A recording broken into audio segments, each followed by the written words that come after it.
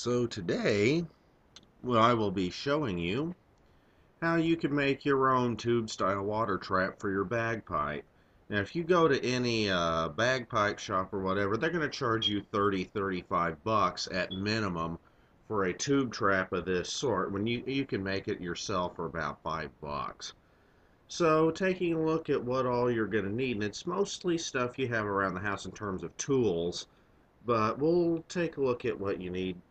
So what you first need is you're going to need 2 feet of 3/4 inch inner diameter vinyl tubing, preferably clear so you can see how much is actually accumulating in here.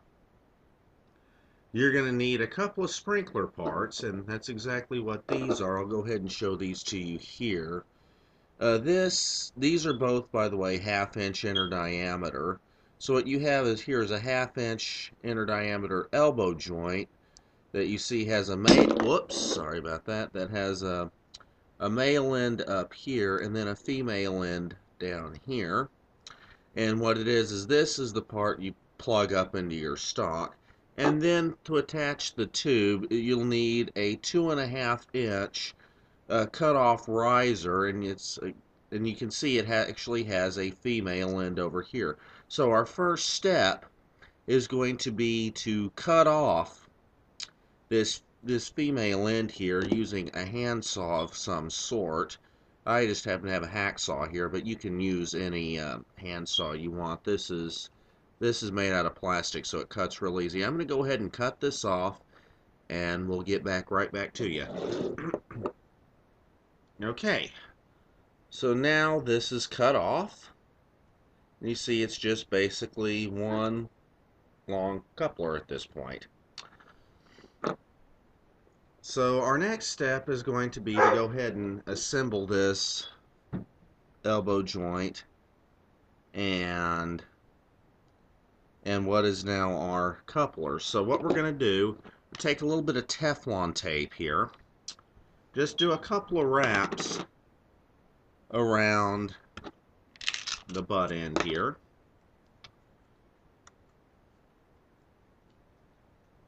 Around this, just one of the ends here. Just a couple of wraps is all it's going to take. Make sure and blow out the dust, as much of the sawdust as possible. Okay, just to sort of really waterproof it. Okay.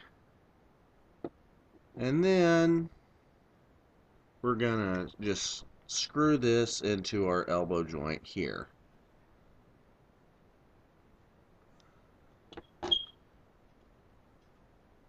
Alright. Sure you get it good and tight in there. Okay.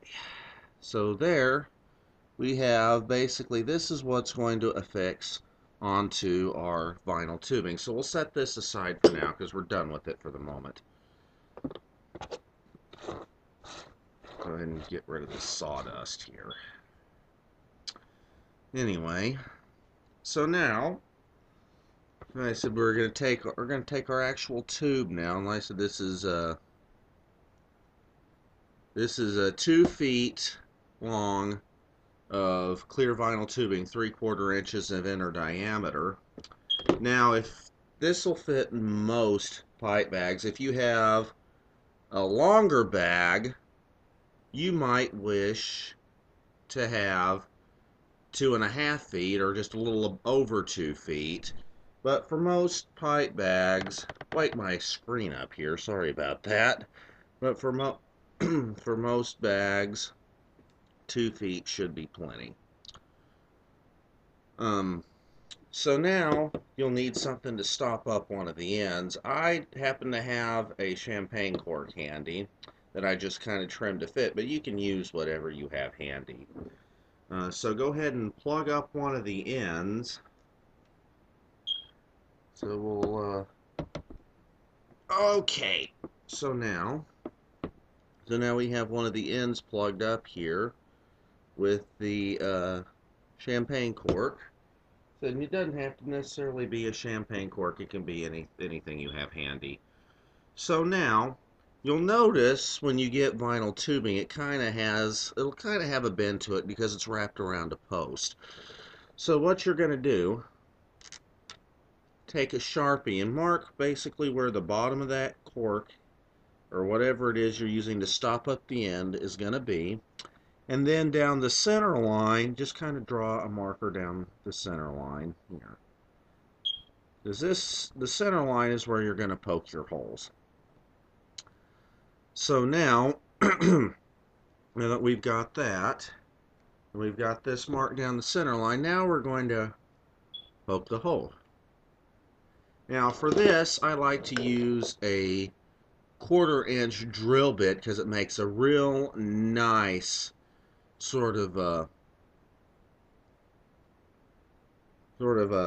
hole to poke through, but you can use whatever you have handy. It doesn't have to be perfectly concentric, as long as it's about 1/4 of an inch in diameter, and we're going to go 3 holes down the center line here.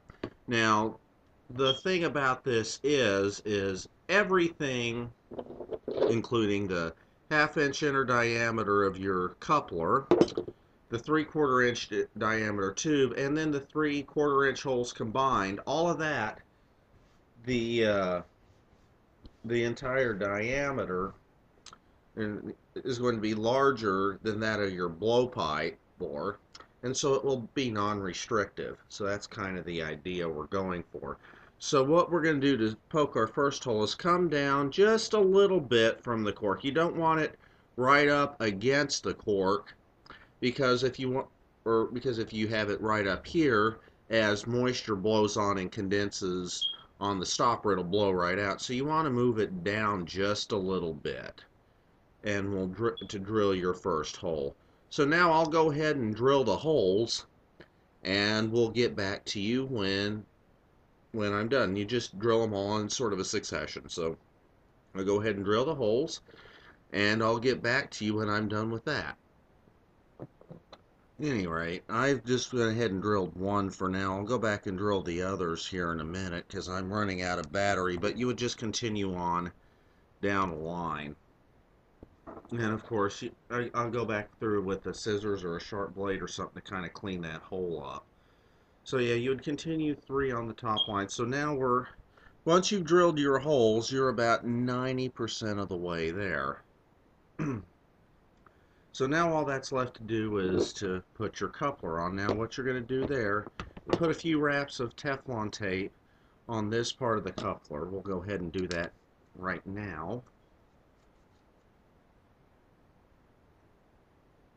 And this is just to seal up the threads mainly.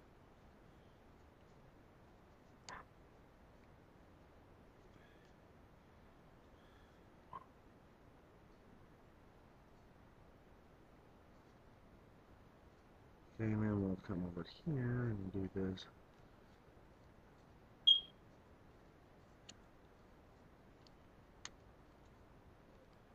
We're almost there.